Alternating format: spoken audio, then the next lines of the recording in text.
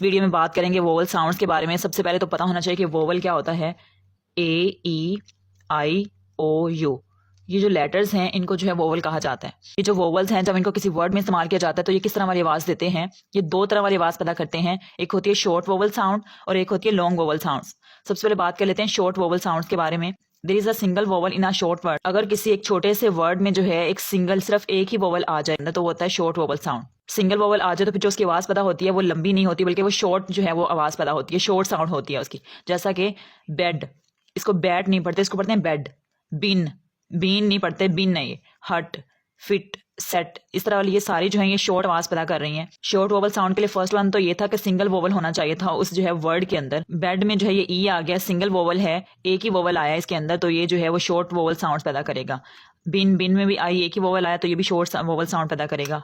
हट में जो है, हट में यू जो है वो सिंगल वोवल है तो वो भी जो है वो शॉर्ट वोवल साउंड पैदा करेगा। दूसरा ये है कि उसमें ई हो, आई हो या यू हो तब वो जो है वो शॉर्ट वोवल साउंड पैदा करेंगे। जैसे फिट के अंदर आई है तो ये भी शॉर्ट वोवल साउंड पैदा करेगा। सेट में ई है, ई भी एक वोवल है जो कि शॉर्ट वोवल साउंड पैदा करेगा। तो इस तरह से ई है, आई है या यू आ जाए किसी भी जो है वर्ड के अंदर, शॉर्ट वर्ड के अंदर, तब जो है वो शॉर्ट वोवल साउंड पैदा करेगा। शॉर्ट के बाद आ जाता है लॉन्ग वोवल साउंड्स।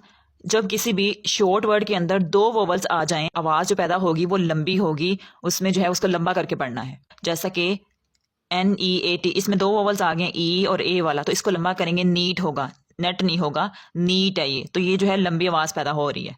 इस तरह से इसमें सोन में डबल ओ, दो जो है वो हमारे पास वोवल आ गए हैं तो ये भी जो है वो लॉन्ग वोवल साउंड पैदा कर रहा है, सोन। डीड में जो है डबल ई, दो वोवल आ गए हैं, डीड, तो ये भी जो है वो लॉन्ग वोवल साउंड पैदा कर रहा है। बीन में भी दो वोवल्स आ गए हैं तो ये भी लॉन्ग वोवल साउंड पैदा कर रहे हैं। तो फर्स्ट कंडीशन पूरी हो गई कि जिस शॉर्ट वर्ड के अंदर दो वोवल्स हों तो वो लॉन्ग वोवल साउंड पैदा करेगा।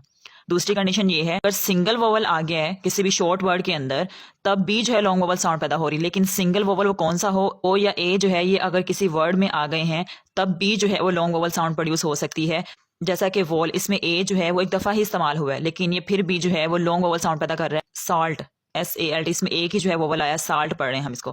ब्लॉक, तो ये भी जो है इसमें एक ही जो है वोवल आया, ओ वाला, लेकिन फिर भी इसमें जो है वो लॉन्ग वोवल साउंड प्रोड्यूस हो रही है। इसके बाद रॉक है, इसमें भी ओ जो है वो एक ही दफा आया है, एक ही सिंगल ही वोवल, लेकिन फिर भी जो है ये लॉन्ग वोवल साउंड प्रोड्यूस करे। तो इसके लिए दो कंडीशंस हैं, अगर किसी शॉर्ट वर्ड में दो वोवल्स आ गए हैं तब जो है वो लॉन्ग वोवल साउंड प्रोड्यूस करेगा, लेकिन अगर किसी शॉर्ट वर्ड में सिंगल वोवल भी है लेकिन वो वोवल कौन सा है, ओ या ए वाला है, तब भी जो है वो लॉन्ग वोवल साउंड प्रोड्यूस करेगा। दो वर्ड हैं फिट और पोर वाला। कमेंट सेक्शन में बताएं फिट जो है ये कौन सी आवाज प्रोड्यूस करेगा और जो पोर है ये कौन सी आवाज प्रोड्यूस करेगा, लॉन्ग इनमें से कौन सा है और शॉर्ट वोवल साउंड जो है वो कौन सा है। ऐसी मज़ीद इन्फॉर्मेटिव वीडियोस आने के लिए प्लीज मेरे चैनल को फॉलो कर लें। Thank you.